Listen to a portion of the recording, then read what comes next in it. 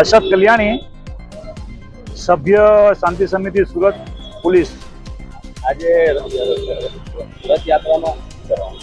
રથયાત્રામાં આજ રોજ વિશ્વ જગના જગન્નાથના રથયાત્રા નીકળતી હોય આખા વિશ્વમાં, ત્યારે સુરત શહેરમાં આ રથયાત્રા સ્ટેશન પરથી નીકળે અને રિંગ રોડ મારફત અહીંયા અમારા વિસ્તારમાંથી પાસ થતી હોય, મુસ્લિમ વિસ્તાર છે અમારો, ત્યાં રથની સાથે આવેલા અમારા સંતો મહંતો, જ્યારે રથ મહારથ જેને કહીએ, અને મહારથની સાથે આવેલા સંતો મહંતોનું અમારા સમાજ તરફથી, અમારા આગેવાનો તરફથી એમનું ફૂલહાર અને શાલ ઓઢાડીને સ્વાગત કરવામાં આવે અને એક મેસેજ જાય, શહેરની અંદર નહીં પણ વિશ્વ આખાની અંદર, દેશ આખામાં મેસેજ જાય કે કોમી એકતાનો અહીંયા એક મજબૂત શહેર છે, કોમી એકતાથી મજબૂતાઈ ભરેલું શહેર છે અને કોમી એકતા અહીંયા મજબૂત જ છે। એ પ્રકારનો કાર્યક્રમ સલાબતપુરા સુરતની અંદર જે સંતો મહંતો અને મુસ્લિમ સમાજના આગેવાનો યુવાનોએ હાર તોડા પહેરાવડાવી અને રથનું અને રથમાં આવેલા રથ જાતિઓનું સ્વાગત કર્યું છે।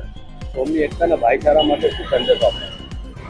પહેલાથી સુરતમાં ખૂબ એકતા મજબૂત છે જ, અને આવા કાર્યક્રમોમાં કોમી એકતા મજબૂત થાય છે, એમાં કોઈ શંકા નથી। હમણાં જ 15 દિવસ પહેલા શહેરમાં તાજિયાઓનું જુલુસ નીકળ્યું, એમાં સંતો મહંતોએ હાજર રહી અને મુસ્લિમોનું સ્વાગત કર્યું, તાજિયાઓનું સ્વાગત કર્યું, એમાં એમના હસ્તે ટ્રોફીઓ અપાઈ।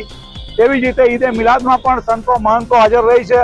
એવી જ રીતે આ રથયાત્રાના કાર્યક્રમમાં જેમાં હજારો લોકો, લાખો લોકો રથની સાથે આવેલા હોય ભક્તો, એમનું મુસ્લિમ સમાજ સ્વાગત કરે છે। હું એટલું જ अग्रवाल सूरत से अभिषेक मार्केट, हर साल की होती है, हर साल हम यहाँ पे रथ यात्रा का स्वागत करते हैं। हिंदू मुस्लिम मिलजुल के हम एक साथ की स्वागत करते हैं हर बार। लग रहा है हमें एक से बढ़कर एक लगता है। क्या बोलना चाहते हो कौमी एकता के बारे में? कौमी हिंदू मुस्लिम एकता जिंदाबाद, और हमेशा